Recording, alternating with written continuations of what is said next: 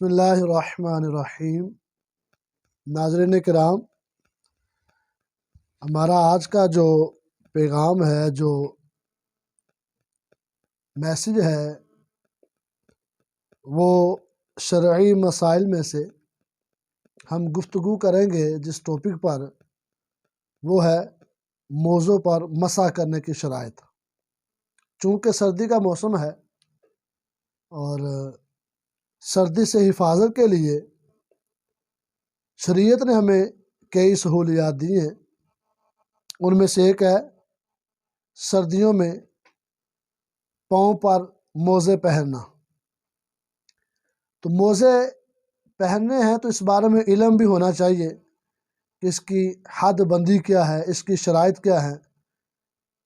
تو آج ہم اس عنوان پر بات کریں گے کہ موزوں پر مسح کرنے کی شرائط کیا ہے۔ آئیے میں آپ کو موزوں پر مسح کرنے کی 7 شرائط بیان کرتا ہوں۔ نمبر 1، دونوں پاؤں جو ہیں، دونوں کے دھونے کے بعد موزے پر آپ ان کٹ کر لیں، سارا ہو گیا۔ اچھا، پہلی شرط یہ ہے کہ دونوں پاؤں دھونے کے بعد موزہ پہننا ہے۔ دوسری شرط یہ ہے کہ موزے جو آپ نے پہنے ہیں اتنے بڑے ہوں کہ آپ کے جو ٹخنے ہیں وہ چھپ جائیں۔ اگر ٹخنے نہیں چھپے، ہاف موزہ ہے، تو ایسی صورت میں آپ مسح نہیں کر سکتے۔ پھر تیسری شرط یہ ہے کہ موزوں کو پہن کر لگاتار چلنا ممکن ہو، مشکل نہ ہو، ایسے موزے نہ ہوں، اتر نہ جاتے ہوں یا زیادہ دشوار نہ ہوں، لگاتار چلنا ممکن ہو۔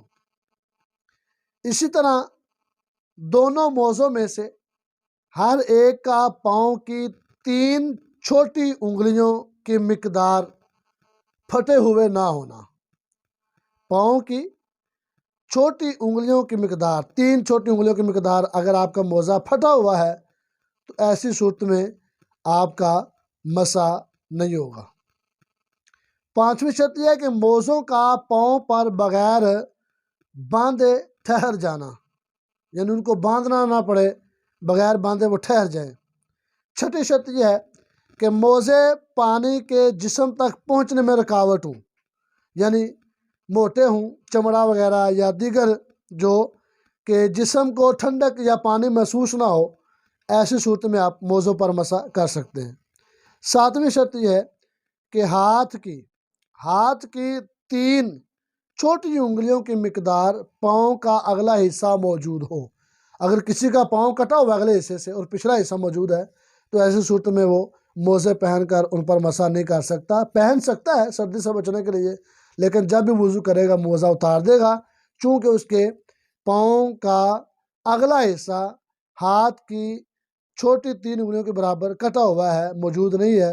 ایسی صورت میں پچھلے حصے پر مسح کرنا یہ کافی نہیں ہوگا۔ اللہ تبارک و تعالی ہمیں دینی مسائل سمجھ کر عمل کرنے کی توفیق عطا فرمائے۔ ہاں، یاد رکھیں، بعض لوگ جرابوں پر مسح کرتے ہیں۔